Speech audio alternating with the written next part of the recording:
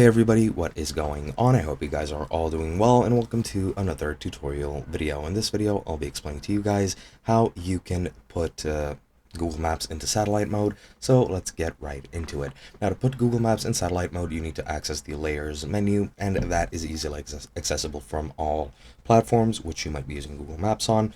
On PC, what you need to do is you just need to log into the Google Maps site, and once you're here, you will then be able to, of course, turn it into satellite mode directly from the layers menu, which is in the bottom left. Just go into the menu, click on satellite, and that's going to give you the satellite image. You can also go into more and then just select satellite from the map type menu over here, and that is pretty much all there is to it.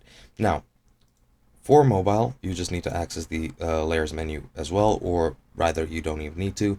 What you can do, well, you can do it through the layers menu. You just go into layers and click on satellite, and that's going to give you a satellite view. Or you can go into your profile icon in the top right, which is right over here, and then go into settings.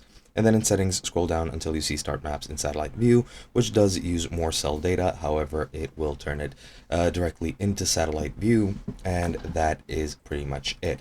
Now, if you have that option on, it'll always turn maps on into satellite mode. However, if you go through layers, if you restart maps, I'm pretty sure it will start in the map mode. So that depends on what you want to do. However, that is pretty much all there is to it for both platforms. Hope you guys enjoyed, and I'll be seeing you guys in another video.